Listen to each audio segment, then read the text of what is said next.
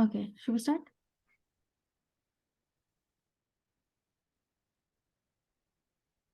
Just a second. Okay. Good afternoon, everyone, and thank you for tuning in to the third episode of our Career 101 series. This is your co-host, Subiksha Sivachandran, and Alia Khan. This interview will also be recorded and uploaded on our YouTube channel for later viewing. So, how can this series benefit you and why should you join it?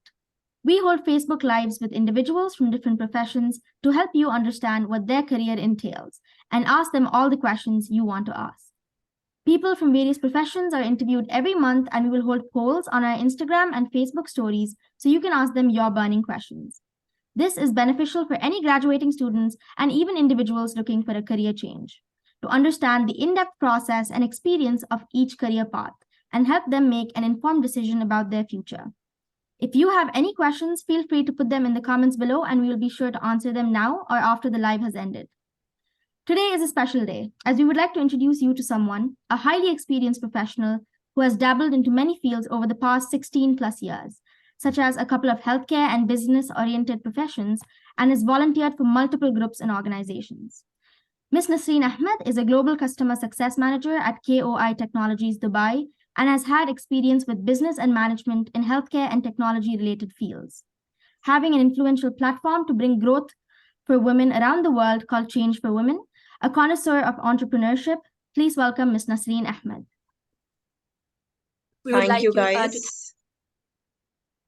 Sorry? We would like to thank you for joining us for this interview, Ms. Nasreen. How are you? Thank you, Alia and Subiksha. It's a pleasure to be here. I'm very good. The weather here in Dubai is amazing today. It rained for almost 20 minutes, which is very rare in this part of the world, by the way. So amazing. Right now, I'm in my room. My window is open, getting fresh air. So it's amazing. It's amazing. And it's a pleasure to be here with you guys and to get a platform where I can guide or advise upcoming future leaders. So really, really, it's my pleasure to be here. Thank you for inviting me. Thank you so much. So we will begin with the questions. So let's get directly into it. So can you tell us exactly what customer success is and how is it different from customer service? Yeah, so these two terms are very often used interchangeably. So I'm going to explain that first. The most important thing that one needs to understand is customer success term it's a very recent term. So I would say around 5 or 6 years, give and take. So the thing is, customer support was always a bit reactive approach to solving your customers' issues.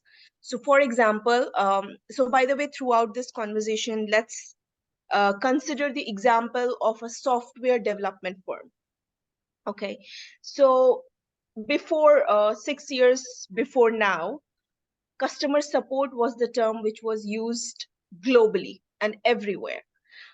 Essentially what they did was, once the thing was done, the software was prepared, everything was developed, it's what was being used successfully, there would be some bugs, some issues that would come across, and the customers would call this customer support team and ask for their help.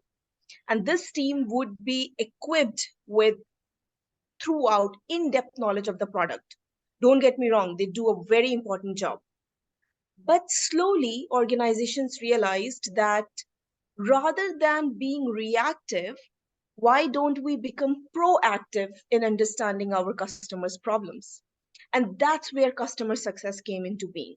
So rather than solving a problem which exists, customer success team's responsibility is to figure out what could be the problem in the future, 3 months ahead, 6 months in the future, and solve them right now. And that is how this term became so important and so critical, especially to tech industry. So I've been in tech throughout my career, more or less, but I've always been in touch with technology. And I realized that this world, this tech world, was ever growing, ever growing. and it's gonna grow to greater heights, and the future is very, very near now. So my point is that this industry especially entails something called customer success, where business is based on relationship rather than issues or problems. So I would have a very, very close relationship with my customers. I would know them, I would know what they like, I would know what they hate, their favorite food, their favorite color, their anniversary. And that is how, by building this personal connect with my customers, I would develop a relation with them. I would consult them in their business problems, in their business issues. And this consultative approach is basically what customer success entails. Customer support will not do that. Customer support is still a department in a tech company. So customer success and then customer support. So customer support would do everything post sales. When everything is done, customers are facing issues, we solve them. Customer support would solve them. But customer success would focus on the customer. How can you help in the future? Can I help you by developing something else? Oh, we developed a project management software for you before. Should we go for an ERP now? Should we go for something more extensive? Do you want a software developed for your finance now? That is the kind of approach that customer success takes. And of course, there is a very, very basic difference, which is something called metrics, how you measure success of a particular role. So metrics is very important in any role that you do. So for example, for a finance person, metrics would be how much dollars did you collect over the last month? Were you able to bring our receivables to zero? Right? So that is something that finance KPIs are, or the metrics that they are measured on. Similarly, customer success KPIs are retention. Did the customer stay with you? Hope they did not leave you. Expansion. So you sold X software or X service. Now do they want X plus 2, X plus 3, X plus 4? That is expansion.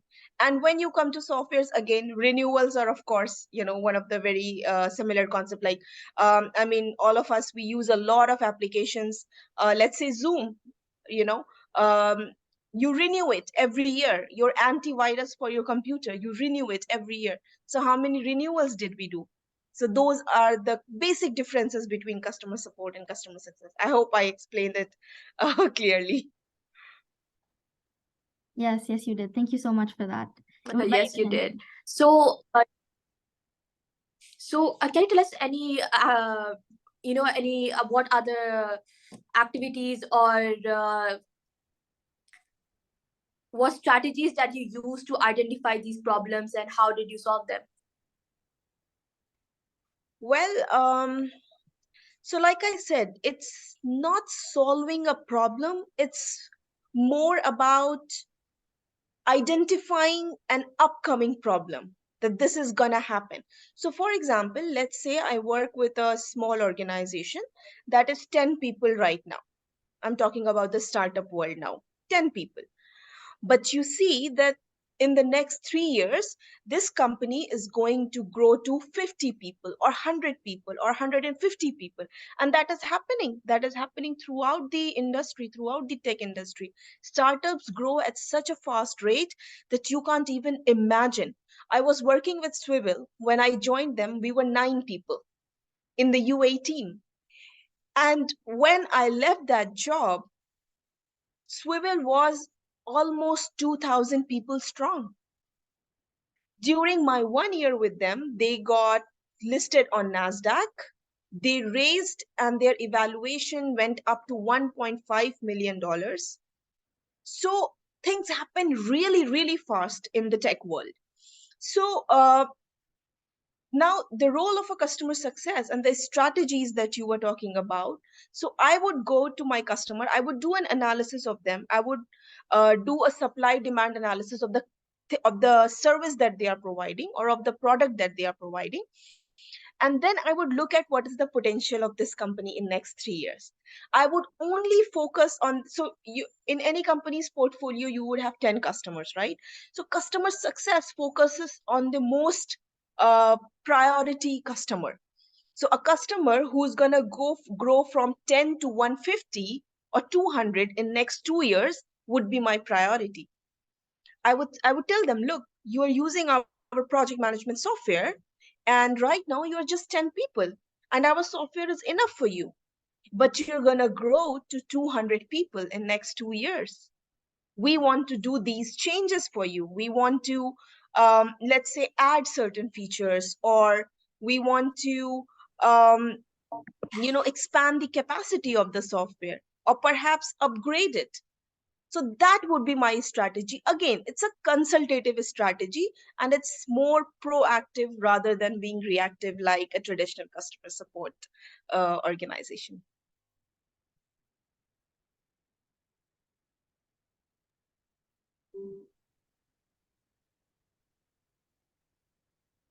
Thank you so much for that answer. We'll move on to the next question.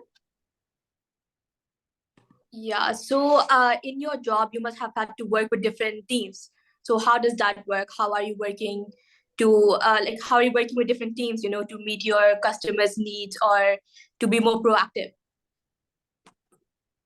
Okay, let me see if I understand the question. You're saying, how do I coordinate internally with my team to help my customers? Is that correct? With other teams as well, not just your team. I mean, you must have had to go work with other teams as well, right? Right, of course. So by now, because both of you seem to be really smart people, by now you must have understood that customer success cannot do anything alone. They are dependent on product, they are dependent on sales, they are dependent on engineering, they are dependent on depending on the software that we are talking about, they are also dependent on other aspects of the business, finance, marketing, all of that, right? So an effective customer success person would be somebody who is an amazing project management personnel. So this person plans, they organize, and they should be amazing stakeholder managers, yani people's person. So for me to, so let's say a customer of mine wants, and by the way, this is a real-time example. This happened at Swivel. We had a customer who wanted our application to be white labeled. So white labeling is something when you buy somebody's product and you put your logo on it, and then your customers use it. So that is called white labeling. So for example, you have Zoom. What if you wanted to white label it to a fridge? So you would ask Zoom to white label it. That's what white labeling is. So this customer wanted to get it done. And of course, this would be done by the product team or engineering team. It was not my job. And then we had to get creatives done from the marketing. We had to work with engineering team to make sure that it happened. And most of their customers, by the way, were iOS users. And we did not have an iOS application. Ours was an Android based application. So we had to develop an iOS application. We had to get it uploaded on the Apple Store, get it verified, and then, all of the process, and then connect to the customer and make sure that they use it. So all of this involved dependencies on engineering, on finance, of course, because you need approvals, on senior management, again, for approvals, on engineering to actually get the white labeling done, on marketing to get the creatives done. And then this creative has to be approved by the customer as well. So you see, a lot of stakeholders are involved in something as simple as white labeling an application.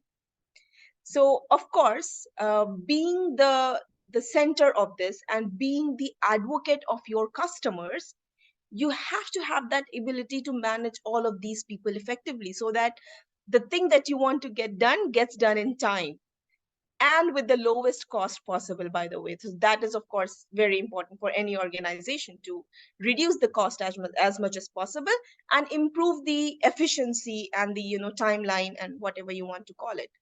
So I would say working with different teams or different stakeholders, as it's usually called, is a very, very important quality when it comes to customer success. Thank you so much for that. You've given us a lot of real-time experiences, and I think that's very important when we're able to talk to our viewers about different careers. Could you share an example of how you've been able to help a customer achieve their goals or overcome any challenges? Okay. Many come to my mind right now. It's over flooding. Let me see. Let me find the best example for you guys. Okay, right. So back at Swivel, we had a customer who was huge in Abu Dhabi. So for to understand that, you need to understand what they did. So they were into construction. So they were transporting all of their labors from their campsite to various work sites. And what they struggled with was because they are laborers, they operate in a different way. They don't work like us.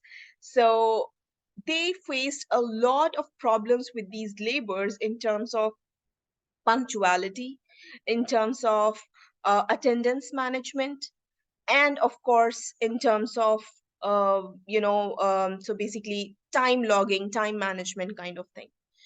So Swivel, I'll tell you what Swivel used to do.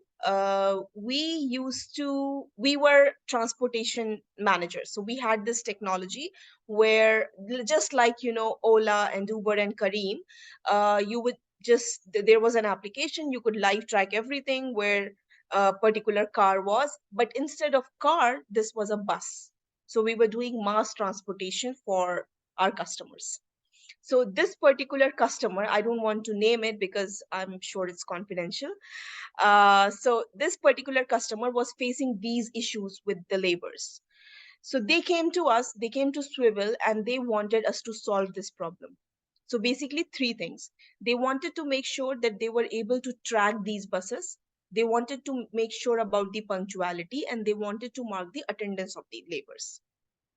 So these three problems, not all of them were solvable by Swivel's off-the-shelf product, by the way. So off-the-shelf product is when there is a product, there is a software, and you use it as is.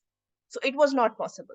So our job was to find a solution that we can make work to solve all these three problems of the customer. So we could solve tracking easily by our off-the-shelf product. We could solve time management by our off-the-shelf product, because these two things Swivel was amazing at, by the way. The struggle was attendance management. And this was because these were labors. And imagine we were transporting like around 600 people a day. So 600 people and one system. So what we did was we implemented a QR code based IDs for each labor. So, and what they did was, as soon as they boarded the bus, our captain would scan those QR codes, and that would reflect back into our system as attendance. So this name, this employee ID was boarded this bus at this time. So that is how we solved their problem. So this was not in our system, but we solved it by thinking outside the box. So that is how you solve your customer problem. A lot of times you have to think out of the box. A lot of times you have to be really creative, because the ready product might not be solving the problem that your customer wants solved. Perfect. Thank you for that experience. How beneficial do you think it is to broaden our scope when working for or with businesses? Broaden your scope with what? Sorry, I didn't understand the question. In terms of how beneficial you think it is to broaden our scope with connections with other businesses when working for or with other businesses? Okay. So, as any business, with any industry you're working on, any profession that you belong to, I believe that different experiences count a lot. So for me, I worked with healthcare, I worked with huge tech companies, I worked with startups, and I've also worked with consulting companies. And not all of them, not in all of these jobs, I had the role of customer success. But now, if you ask me, I would say that that is what I did. throughout, because always my job was to make sure that my company, my organization is able to help the customers in a way they needed to. While at Al Shifa Healthcare Services, my customers wanted a seamless experience in a corporate hospital, because they came from various countries just to get treated in India. And of course, they wanted an experience that everything went smoothly. They don't have to wait in lines for too long, or they don't have to have a date for a surgery, let's say 1 month from now. I mean, they are in a foreign country, right? So my role was to make sure that that timeline gets reduced as much as possible. So even though my role was in marketing, I developed relationship with all the hospitals that we were working with. And the most important one was Apollo. I brought them in. Essentially, I brought them in. I signed Al Shifa with Apollo, and Apollo has one of the best medical services in the world. Everybody knows that. Like, people from across the world come just for to see doctors in Apollo. So I mean, of course, but that was not the role was not customer success then, because customer success roles are apparently set for just tech industries.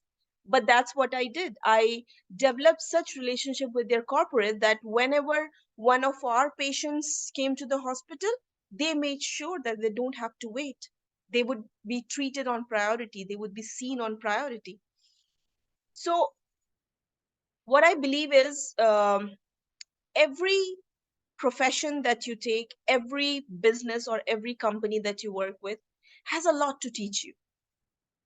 And once you learn everything, it's always time to move ahead. It's always time to let that job go and go to the new one.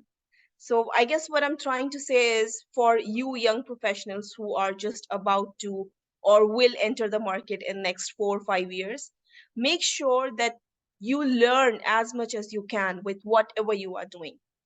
So I guess imbibing or absorbing all the good things from all the organizations or from all the people that you come across, it helps.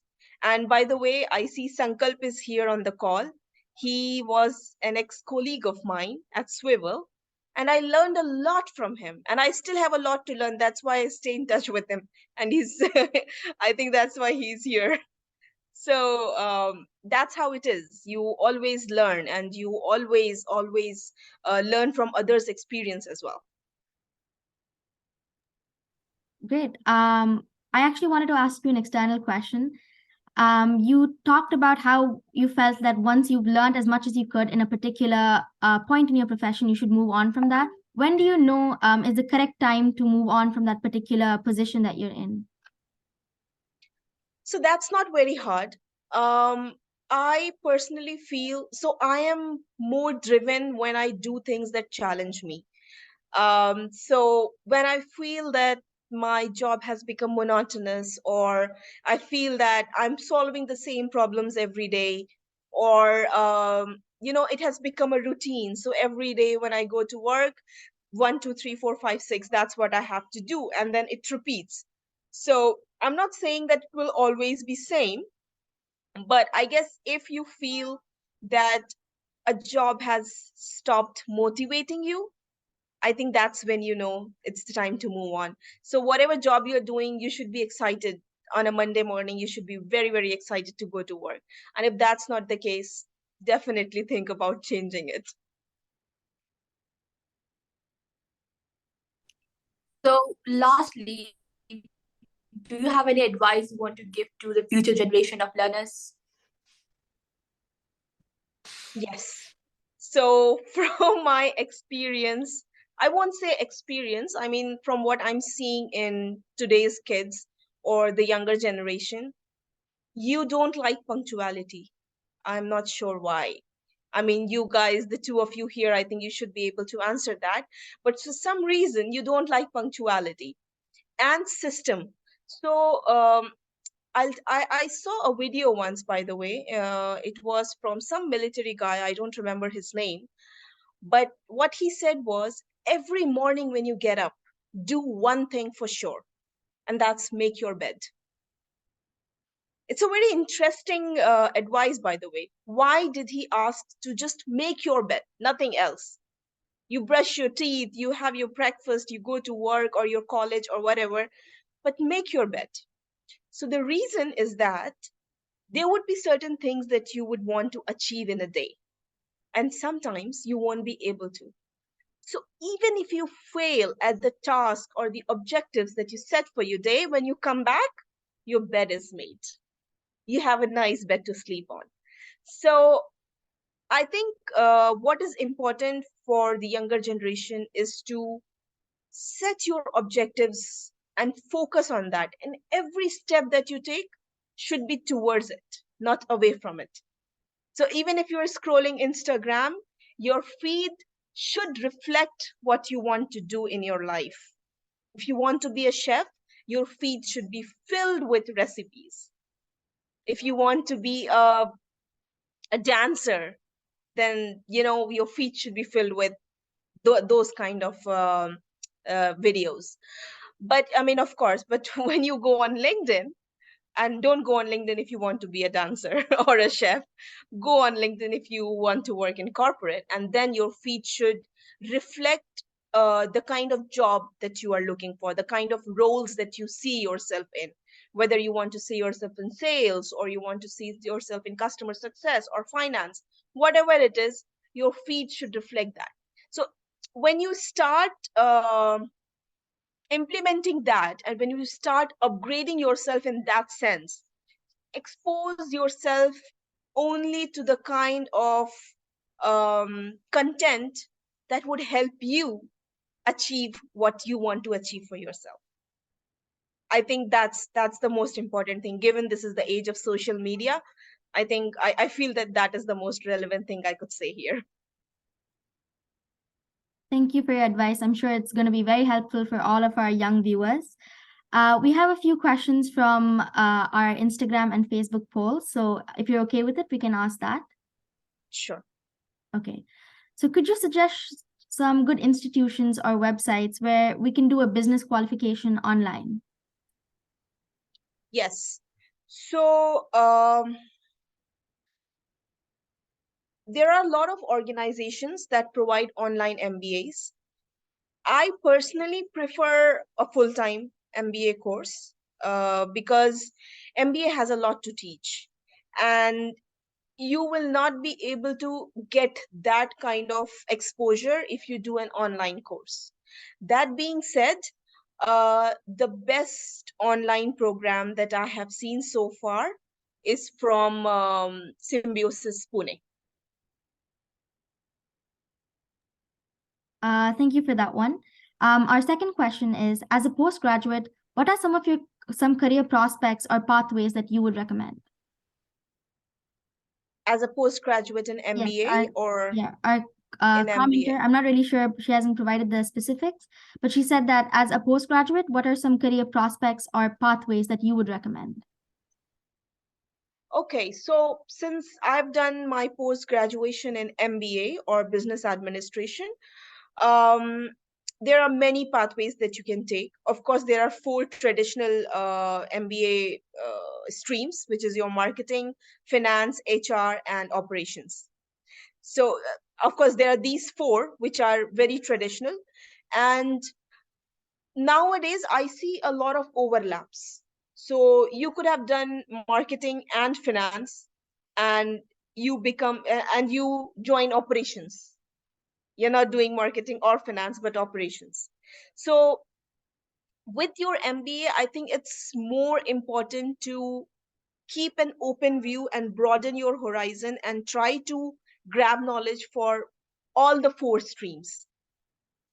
Basically, because any job you do, by the way, you're going to come across all the four. HR sometimes goes a bit outside, but I think HR also helps a lot in people management and understanding people, basically stakeholder management. So that is also another very important aspect. That being said, some very prominent roles that I have seen are sales, amazing growth in sales if you have that sales quality, or project management, which goes into all the four streams. So these are versatile areas that one can take. Thank you so much for that. Those are all the questions. If there are any more questions, you can put it in the chat box or the comment below, and Ms. Nasreen will take the time to answer it after the live, hopefully. Yeah, and we're at the end. We here at Offreach are really grateful for your presence, Ms. Nasreen. Don't forget to tune in to our next episode and follow our Instagram and Facebook page to find out who our next guest is. Take care, everyone, and until we meet next time. Thank you, Ms. Nasreen. Thank you, guys. Thanks.